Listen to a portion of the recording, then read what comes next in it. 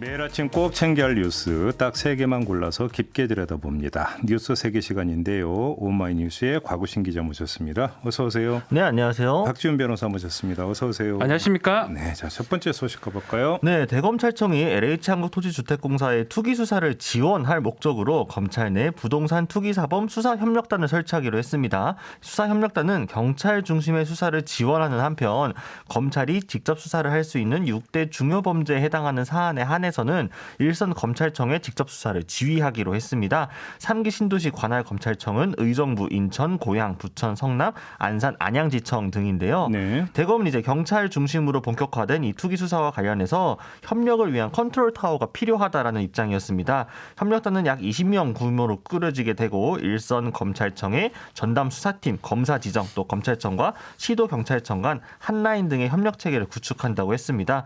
수사 중 환수해야 되는 재산이 확인이 되면 범죄 수익 환수 절차도 지원을 할 계획이고, 이게 대검은 송치 사건도 엄정 처리하고 범행 규명을 위해 필요하면 경찰의 보완 수사도 요구할 방침이라고 밝혔습니다. 대검 관계자는 협력단을 중심으로 경찰과 유기적으로 협력해 신속하고 효율적인 수사를 전개해 투기 범죄가 근절될 수 있도록 최선을 다하겠다라고 언론에 밝혔습니다. 그러니까 애당초 이제 박범계 법무부 장관이 해당 지검지청에 전담 검사를 둬라. 그래서 이제 경찰 수사를 지원하라라고 이제 지휘를 내린 바가 있기 때문에 뭐 이제 거기에 대한 후속 조치 이렇게 이해를 하면 될 것 같습니다. 그다음에 이게 이제 뭐 여러 지청으로 나눠지기 때문에 컨트롤 타워가 필요한 거는 당연한 거게 되겠고요. 그렇죠. 그런데 후속이긴 한데 또 이 지금 현행 형사 시스템에 맞게 지금 한 것처럼 보이긴 합니다. 네. 왜냐하면 6대 범죄를 제외하고는 부동산 관련돼서는 경찰이 국가수사본부가 지금 하도록 돼 있고 기소만 검찰이 담당하도록 돼 있습니다. 다만 최근에 또 고검장 회의에서 6대 범죄 좀 늘려달라라고 개정령 바꿔달라라고 지금 얘기를 하고 있는 상황이거든요. 이게 이제 시행령에 이제 그 검찰이 직접 수사할 수 있는 6대 범죄가 이제 규정이 되어 있는데 요 기준을 좀 완화를 해야 된다. 뭐 보니까 보도를 보니까 이렇게 돼 있더라고요. 그래서 부패 범죄 같은 경우는 이제 그럼 부패 범죄를 어디서부터 검찰이 수사하고 어디서부터 경찰이 하나 이런 것들은 이제 시행령에 정해놓고 있는데 검찰이 직접 수사할 수 있는 부패 범죄 같은 경우는 4급 이상, 그다음에 뇌물수수액이 3천만 원 이상일 경우 이렇게 한정이 되어 있는데 요거를 좀 더 풀어야 되는 거 아니냐. 뭐 이런 이야기들을 고검장들이 했다. 뭐 이런 보도가 있더라고요. 떡본 김에 제사 지낸다 이렇게 봐야 되는 겁니까? 약간은 뭐 맥락상으로는 검찰이 권한을 사실은 좀 잃어버렸다고 볼 수 있는데 일단 그 법 바뀌었기 때문에. 근데 그럼에도 이제 LH 사건이 있는 그 기회로 해가지고 이 본인들 검찰의 수사 역량이 분명히 있기 때문에 좀 더 늘어나야 된다. 뭐 그런 내용들을 주장을 전개하는 걸로 보입니다. 고검장들이 이제 박범계 장관에게 그런 내용을 건의했다라는 보도가 다시 나왔고요. 또 그래서 박범계 장관은 이 우려와 건의 사항을 경청하고 참고하겠다라고 이야기를 하면서도 다만 이제 현 단계에서 이 검찰이 시행 중인 새 형사사법 시스템의 안착과 범죄 대응에 최선을 다해달라라고 답했다고 합니다. 그러니까 결과적으로는 그 건의를 듣기는 했는데 바로 이제 받아들이기보다 좀 선을 그은 셈인 거죠. 일단 시행령 개정이라 하는 것보다는 현 체제를 안착시키고 이걸 해보는 이 시스템의 안에서 한번 해보는 것 자체가 좀 더 중요하지 않겠느냐라고 판단을 내린 것 같습니다. 장관 입장에서. 이럴 때 우리가 흔히 하는 표현이 잉크도 마르기 전에. 시행령이 잉크도 마르기 전에. 다시 말해서 어찌 본다면 첫 시행이잖아요. 그렇죠. 첫 번째 시험 때입니다. 여기가. 그러니까 첫 시행의 결과도 나오기 전에 기준부터 다시 바꾸자. 이야기는 좀 빠른 것 같고요. 그거는 뭐 그 평가를 하고 난 다음에 이야기해도 뭐 늦지 않을 것 같고. 근데 뭐 처음부터 지금 보수 언론이나 검찰이나 맥은 좀 각치하거든요. 왠지 LH 수사 관련해서 투기 수사 관련해서 경찰은 못할 것이다. 해본 경험이 없다.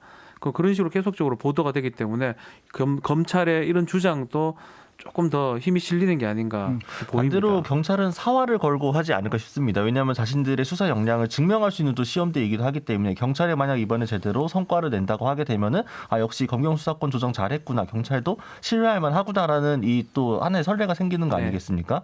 경찰의 입장에서 상당히 또 열의를 보일 걸로 예상됩니다. 저는 사실은 수사 역량이라는 얘기를 하는데 이거 수사하는데 뭐 이렇게 머리가 있는 게 아니고 저는 노력이 중요하다고 생각이 들거든요. 대장 같은 거 하나하나 눈여겨보고 의심되는 뭐 거래 내역이라든지 이거를 역추적하는 게 사실은 IQ나 머리가 좋아해서 하는 게 아니고 노력을 하고 인원이 많이 투과가 되면 되는 부분인데 그래갖고 검찰은 할 수 있고 경찰은 할 수 없다. 이런 이분법적 좀 사고는 조금 잘못된 게 아닌가. 거기서 이제 갈래가 이제 수사 기법이 있고 네. 어떤 이제 이 법리 감각이 있는 거 아니겠습니까? 예를 들어서 이제 후자 같은 경우는 신종 범죄나 이런 거 같은 경우는 도대체 어떤 법률을 적용을 제 해야 말이 될까요? 그겁니다. 그건 검찰이 잘합니다. 분명히. 그건 당연히 제가 볼 때는 검찰 몫인 것 같고, 네. 근데 그거는 기소 단계 이야기잖아요. 맞습니다. 엄밀하게 이야기를 하면 그렇기 때문에 기소 단계에서는 검찰이 이제 또 기소권을 행사하기 때문에 네. 이거는 제가 볼 때는 충돌 지점이 없다고 그래서 보고. 저는 법률가들이 해야 될 부분이 법률가들이 수사를 하려고 우리가 사법연수원을 가르쳐준 적도 없습니다. 네. 지금 사법연수원은 뭐 그런 작동도 하지 않지만 수사라는 건 나중에 실무를 하면서 배우는 거거든요. 자기의 경험으로. 그다음에 요 문제와 관해서 수사 기법은요. 그러니까 아주 그 선진 수사 기법도 필요하다면 당연히 해야 되는데 네. 제가 볼 때는 기본부터 해라. 무슨 맞습니다. 이야기냐면 거리 있으면 다 뒤져라. 싹 긁어가지고 맞습니다. 그냥 그 하나부터 끝까지 다 파야 되는 거 아니냐. 아주 쉽게 말하면요. 농지를 샀다고 하면 다 의심하면 됩니다. 강남에 사는 사람이 저 시흥까지 가가지고 농지 샀다는 게 말이 됩니까? 그런 식으로 정말 하나에서 10가지 꾸준히 찾다 보면 투기 의혹, 투기 땅들 찾아낼 수 있거든요. 저는 일각에서 얘기하는 게 맞다고 생각을 해요. 그래서 상기 신도시를 예를 든다면 상기 신도시 예정지에 있었던 토지 거래는 전수. 네. 모든 걸 일단은 그러니까 그 거래 기록을 확보를 해서 하나하나 다 뒤져야 된다. 또 어떤 사람은 그런 얘기를 하더라고요. LH 관련해서는 LH 발주 프로젝트나 네. 관련해서 거래 모든 건 일단은 데이터베이스로 축적을 해놔야 된다. 나중을 위해서라도. 그렇죠. 제가 그러니까 그게 검찰이 잘한다. 아니 저는 사람이 많고 발품을 많이 팔고 노력을 한다면 그건 효과 달성을 하는 거거든요. 근데 이걸 갖고 무슨 법률이 엄청 필요한 것처럼 저는 그렇게 자꾸 얘기하는 거는 저도 뭐 법조인이지만 법조인은 이거는 무슨 죄이기 때문에 어떤 법률을 적용해서 어떻게 처벌할까 이거에 특화된 사람들입니다. 그 수사를 자꾸 잘한다고 그렇게 자꾸 할 필요는 저는 없다라는 생각이 듭니다. 알겠습니다. 아무튼 이제 초기 단계에서 검찰이 맞느냐 경찰이 맞느냐 뭐 하여간 뭐 좀 그 여러 가지 논란이 있었습니다만 아무튼 수사협력단이 이제 그 구성이 되면 일단 그 논란은 종지부를 찍는 걸로 봐야 되지 않겠습니까? 일단 검경 간의 협조책이 일단 좀 구축이 되는 외관상으로 이제 이렇게 가는 게 맞죠, 사실은. 그렇죠. 네. 일단 좀 거기서 한 매듭은 좀 지어졌다. 일단 이 점은 좀 평가를 해야 될 것 같습니다. 자, 두 번째 뉴스로 넘어가죠. 네, 올해 전국 아파트 등 공동주택의 공시가격이 지난해 대비 약 19% 상승하게 됐습니다. 국토교통부는 2021년도 공동주택 공시가격 안을 이제 16일부터 열람할 수 있도록 하고 소유자 의견을 청취한다고 밝혔는데요. 이 수치는 이제 과거 참여정부였죠. 공시가격을 2007년도에 22.7% 올린 적이 있었는데 이후로 14년 만에 최대 상승폭입니다. 서울과 경기도는 각각 약 20%와 24% 정도 오르게 되고요. 세종은 70% 이상 급등을 하게 됩니다. 올해 공시가격이 이처럼 두 자릿수로 급등한 이유 중에 하나는 이제 지난해 11월이었죠. 부동산 공시가격 현실화 계획을 수립을 했는데 이에 정한 이 현실화율 재고 기준을 적용했기 때문입니다. 또 공동주택의 시세가 지난해에 비해서 많이 오른 것도 상당 부분 반영이 됐고요. 이를 두고 이제 일부 보수 매체와 경제지들은 종부세 폭탄론을 다시 꺼내들고 나왔습니다. 하지만 재산세 특례세율이 적용되는 공시가격 6억 원 이하의 공동주택은 오히려 세금 부담이 감소를 하는데요. 이들은 전체의 92.1% 정도 된다고 합니다. 서울의 경우에는 70.6%인 182만 5천 호가 6억 원 이하로 책정이 되고요. 시민의 여론 역시 종부세 대상 여부에 따라서 상당히 엇갈리고 있는 중입니다. 그러니까요. 일단 뭐 이제 부동산 가격이 오른 책임을 그러니까 그 묻는다면 뭐 이제 그거는 따로 이야기를 해야 네. 되겠지만 부동산 가격이 올라서 이렇게 되는 부분은 어떻게 좀 할 수도 없는 부분이 있지 않습니까? 그렇죠. 그죠? 그걸 뭐 어떻게 지구 마감할 수 없는 이제 부분입니다. 과세 기준이 되는 게 그렇죠. 네. 올라버린 부분이 있기 때문에. 그 세금 자체가 그런 거예요. 세금 자체가 오른 그걸 기준으로 매기는 거거든요. 네. 그건 뭐 어쩔 수 없는 것 같습니다. 그러니까 이제 공시가격이 오르게 되면 이게 과세 지표의 기준이다 보니까, 그러니까 소위 말해서 소위 실소유주, 그러니까 이거 실제로 주거하고 있는 1주택자들은 이게 너무 부담이 올라가는 거 아니냐, 갑자기 종부세 부담이 급증하게 되면 특별히 벌이도 없는데 저 이 집에서 혼자 살면 근근히 벌어먹고 사는데 이거 너무한 거 아닙니까? 라는 예시들을 언론들이 기가 막히게 찾아내서 그것들을 다 이제 조간 일면에 막 내보내고 하지 않습니까? 물론 이제 그분 실제로 그렇게 피해를 입는 분들이 없지는 않겠지만, 근데 항상 이런 이게 공시 가격이나 부동산 종부세 문제가 나올 때마다 언론들에서 집중 조명하는 케이스들이 있거든요. 근데 과연 그런 공시 가격이 오르는 게 나쁘기만 한 것인가? 저는 사실 그렇게 생각을 하지 않는데, 공시 가격이 오르는 게 좋은 점도 있고 나쁜 점도 있고, 무엇보다 현실적인 시세와 이 너무 공시 가격의 차이가 컸을 때 벌어지는 부작용들을 막기 위해서 갭을 줄여 나가는 게 맞는 정책 방향인 거잖아요. 그렇죠. 약간 레퍼토리가 너무 비슷해가지고. 만약 다주택자나 한 9억 원 이상의 1주택 소유자 뭐 조금 더 세금 더 많이 내겠죠. 그리고 이게 사실 공시주택 공시 가격 자체가 수십 개의 세금 기준이 됩니다. 그렇게 나머지도 막 오를 겁니다. 그렇지만 그렇게 오르는 사람이 전 국민을 따져보면 10% 밑으로라고 봐야 되거든요. 90%는 상관이 별로 없어요. 이게 올랐다 해가지고 세금과 관계가 없는데, 왠지 이제 언론 보도는 보면 한 90%가 세금을 다 많이 낼 것처럼. 저 종부세 내고 싶습니다. 그렇게 대상자 되고 종부세 싶은데. 내는 사람은, 저는 이런 말이 좀 그렇지만 뭐 좋은 거죠. 그만큼 재산이 그렇게 많다라, 9억 이상이 된다라, 1주택이면 9억이 되는 기고, 네. 다주택자는 뭐 돈이 많은 거잖아요.